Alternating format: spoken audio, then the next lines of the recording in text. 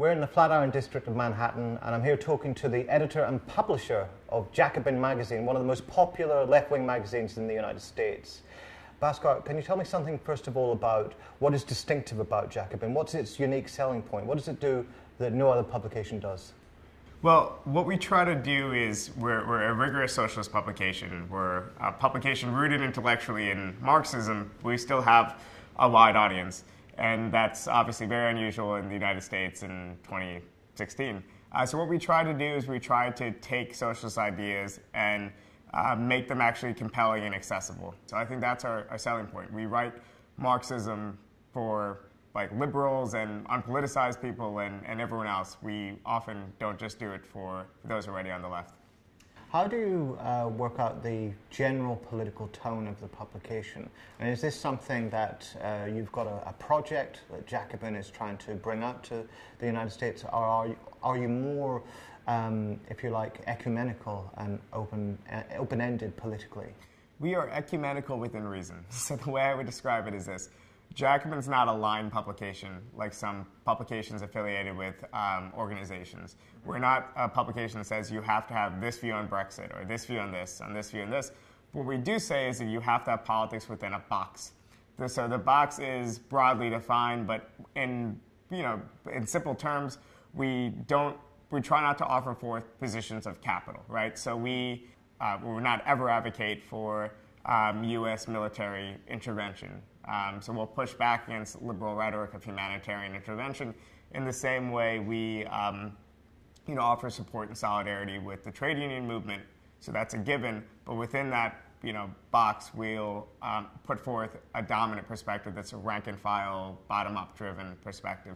If we can go back to the origins of Jacobin, this was initially a much more humble venture, one would imagine. How do you get from you sitting there thinking about why aren't these ideas more popular to one of the most popular websites and magazines in the world? You've got a subscriber base of 20,000 people.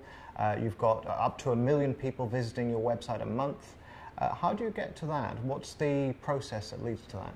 With Jacobin early on, it was a very slow process. There was lots of trial and error. There was lots of editing beforehand. There was lots of reaching out to people. There was lots of quiet failure. And in a way, if I started a venture like Jacobin had the slow start that we had the first couple of years, now would be viewed as a failure. Back then, no one really knew.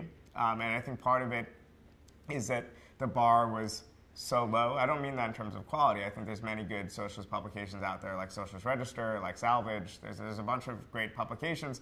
But as far as the actual benchmarks of, we want to pass the Cent subscriber base of 2,000-3,000, we want to pass this and this and this. After we hit a subscriber base of around 7,000, since then we've been alone as a big, more mass socialist outlet in the Anglophone world. Well, clearly you caught the imagination of quite a lot of people, but one of the things that was very notable about Jacobin, which is not typical of left-wing publications, is that you caught the attention of the mainstream media, of particularly the liberal media. I mean, you're getting profiled in the New York Times, The Guardian is interested in you. How do you translate from being the representative of quite a minoritarian point of view, one that in the United States has always been utterly marginal, even when it was more powerful, it was still quite marginal, to having this cachet with the establishment media, if you like, the media who basically are broadly very hostile to your politics?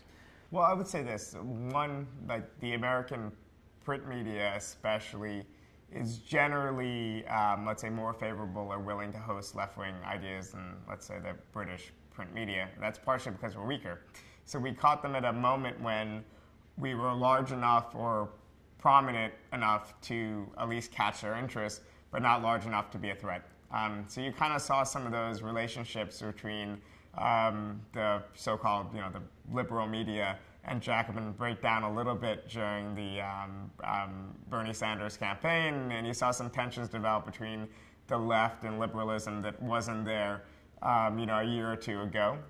So maybe as we continue to grow, some of those relationships become more fraught.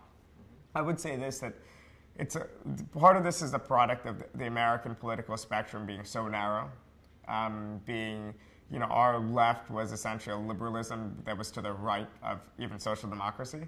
So if you have a spectrum that small, it makes sense that intellectuals and others within the liberal traditions or slightly left didn't want to be on the far left anymore. They actually wanted to point to interesting ideas and other things coming from the left, and they want to I think many of them wanted to reconfigure the political spectrum so there was actually a visible left, and they became voices of moderation in a certain way.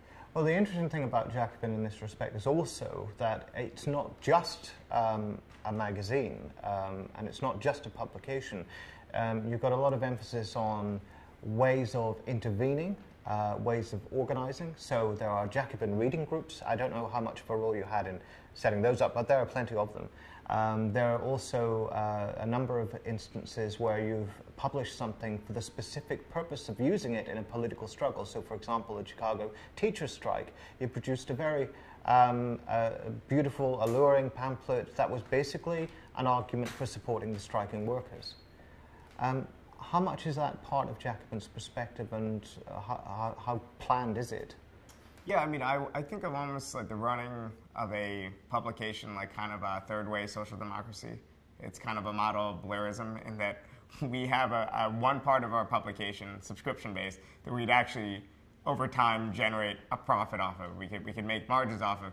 But, we're socialists. We all get paid very little. We all just are doing this on political reasons, so we want to be able to take that and put it into projects that we won't recoup any money on, like the pamphlet with the Chicago Teachers Union, for instance, we have over 80 reading groups now, and these reading groups do require some coordination on our part and staff time and resources, and we obviously don't get anything back monetarily. But I think that's part of our mission as a socialist publication, and I think it does keep us grounded in what we're doing. And I think the most exciting thing about Jacobin, people watching from afar, I think few people can say that we have moderated our politics as we've become a larger entity. If anything, I think we doubled down and radicalized a bit. So I think that's actually a fun project, and that's actually the difficult, challenging project to actually make things that seem beyond the pale for most Americans actually accessible to them.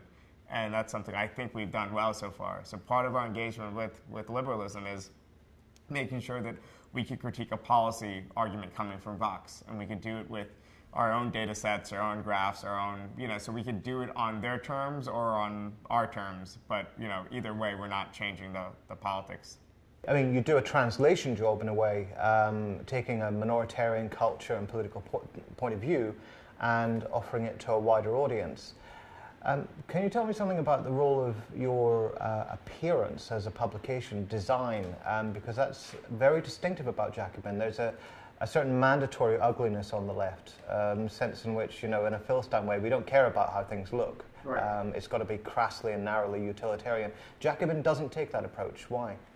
Well, I think part of it is I don't believe there's such a thing as left-wing design, right? Ramike Forbes, our creative director, really handles everything on the digital side, and his team of illustrators and others have constructed just very competent layout, competent branding, interesting designs, and these things they're all political, or a lot of them are political. Ramike certainly is, but when he does his work, he's a professional, and I think that's one thing that the left has always sort of missed about aesthetics. It's tried to, associate our visual style with just kind of the old Hackney symbols of just, the fist or the hammer and sickle or the red star, the same kind of like 3-4 images recycled over and over again. We thought we could find a new aesthetic, but, we don't necessarily consider that political. We just consider it doing a good professional job. In the same way we edit our pieces over and over again to try to make sure they're parsable for a general audience, we handle our visuals, professionally. What are you looking at in terms of the future? You've got various book deals on the go. Have you looked at, for example, digital media expansion? Is that something that's viable? Are there ways in which you would like to be involved in reporting and doing more live content, for example? Or is it more Jacobin's purpose to take a a step back and a reflective role and engage in intervention on that basis? Yeah, I think we don't want to replicate what other people are doing. So I think we do longer, more serious analysis better than other people. But fundamentally, I think that as a socialist organization that is now, prominent among, a sea of more like liberal left or centrist or center-right publications, as a lone socialist voice in this kind of milieu, we have our primary responsibility. What we do want to do is continue to make it more accessible. So part of that is we're doing a website redesign, we're doing things like that. As far as video content, it's very resource intensive and it's expensive. So if anyone wants to write us a check, we'll do it. But at the moment, we haven't found a way to do it kind of on the market. We haven't found a way to recoup our costs through just raising our profile and subscriptions and things like that. And our bottom line and our motto with everything is we're either going to do things very well or we're not going to do it at all. What I think we can do is we can do more, data journalism. We can do more actually wonky things, and we can display that information in really accessible ways, and we can engage in those debates better. And it doesn't have to subsume what we're doing now. It could just be kind of a side track. So I think the left has, often doesn't engage seriously with ideas. Bhaskar Sankara, editor and publisher of Jacobin, thanks very much. Thanks for having me.